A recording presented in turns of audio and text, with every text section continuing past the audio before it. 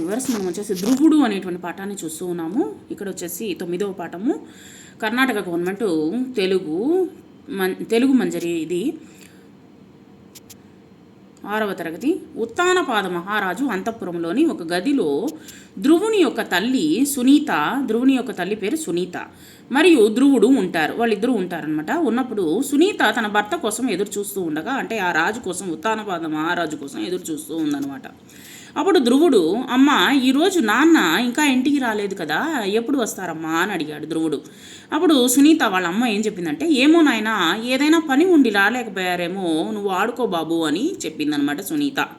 ధ్రువుడు, నాకు ఇక్కడ ఎవరు లేరు, ఉత్తముడు దగ్గరకు వెళ్ళి ఆడుకుంటాను అన్నాడనమాట ధ్రువుడు. అప్పుడు సునీత, ఎక్కువగా తమ్ముడి దగ్గరకు వెళ్ళి ఆడుకోవద్దు, మీ పిన్నమ్మ సురుచిదేవి ఇష్టం ఉండదు, ఆమెకి ఇష్టం ఉండదు, సురుచిదేవికి ఇష్టం ఉండదు, నువ్వు వెళ్ళి అక్కడ ఎక్కువగా ఆడుకోవద్దని చెప్పిందనమాట. ధ్రువుడు, ఎందుకు అన్నాడు.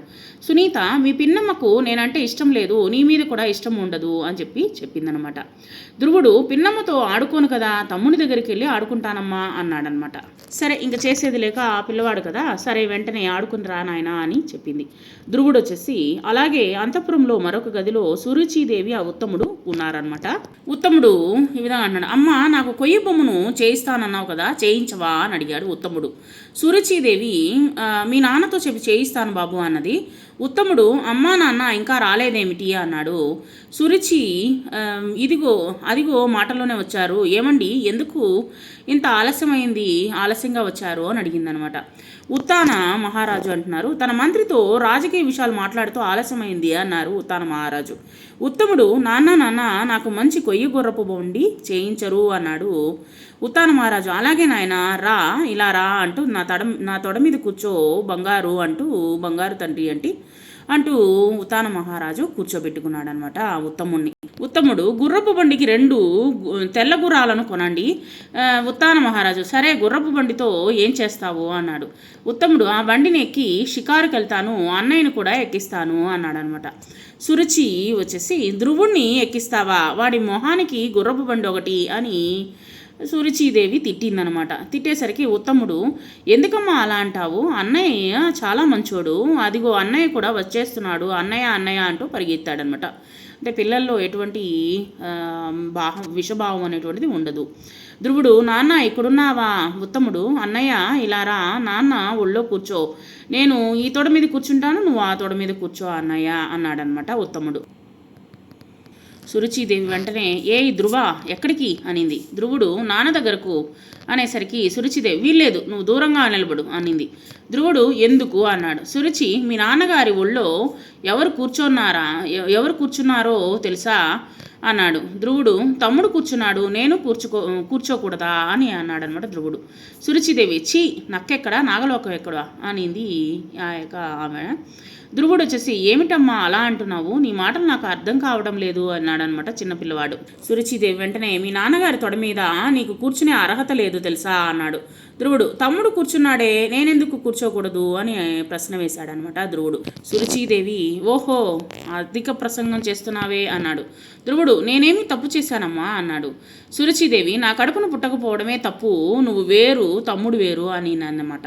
అనేసరికి ధ్రువుడు, కానీ ఇద్దరికి తండ్రి ఒకరే కదమ్మా అన్నాడనమాట. అనేసరికి సురుచి, పిట్ట కొంచెమైనా కూతగనంగానే ఉందే వ్యవహారము అని ఎన్ని చెప్పినా నీకు అర్హత లేదు, వెళ్ళిపో అని తరిమిందనమాట. తరిమేసరికి ధ్రువుడు, అయితే నాకు అర్హత ఎలా కలుగుతుంది చెప్పవా అని అడిగాడనమాట.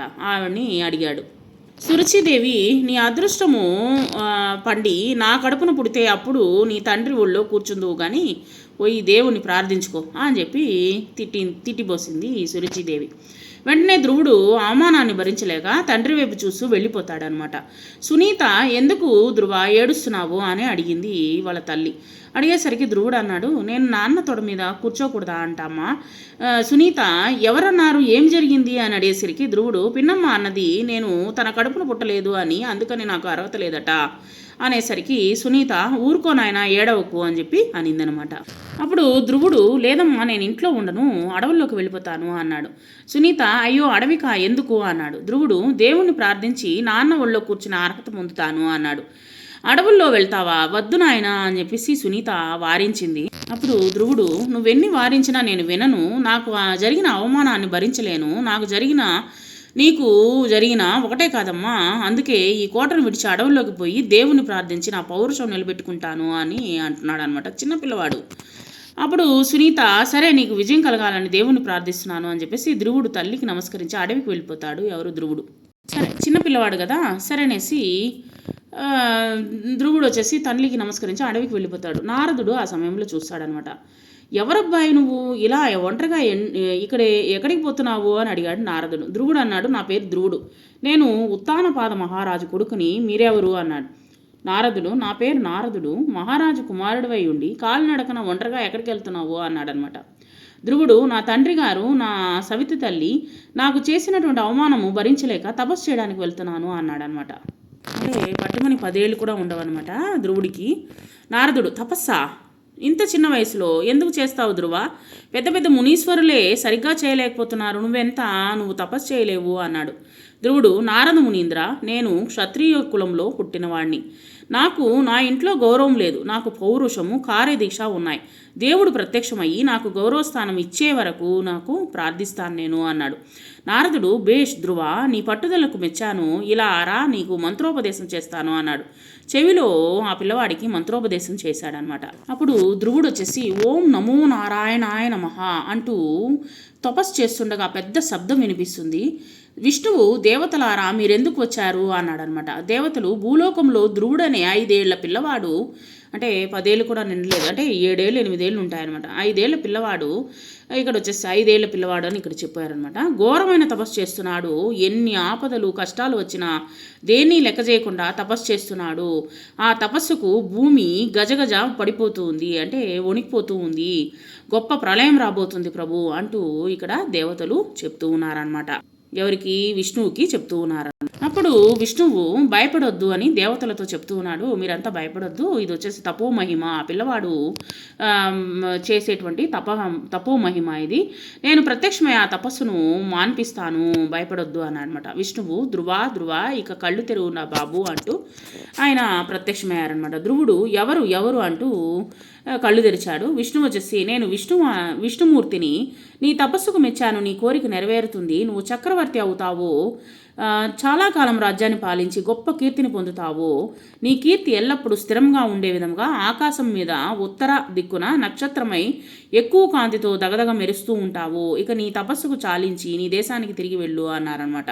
ఆ విధంగా తపస్సు మాని తర్వాత వచ్చేసి ఆ యొక్క భగవంతుడికి వచ్చేసి నమస్కరించి ధ్రువుడు వచ్చేసి, నమస్కారం సెలవు దేవా అంటూ అక్కడి నుంచి బయలుదేరాడు.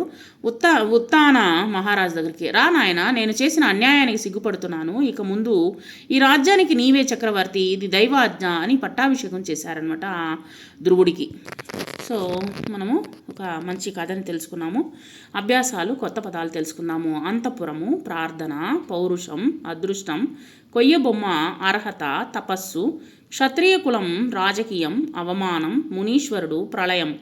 అర్థాలు వచ్చేసి అంతఃపురం, రాజమందిరం, పౌరుషం, శౌర్యం, పురుష లక్షణం, శౌర్యము లేదా పురుష లక్షణం, ప్రసంగము, మాట్లాడము, ప్రళయం, యుగాంతం, అపాయం అని కూడా అంటాము, ప్రత్యక్షం, కనిపించుట, దైవాజ్ఞ, దేవుడి మాట.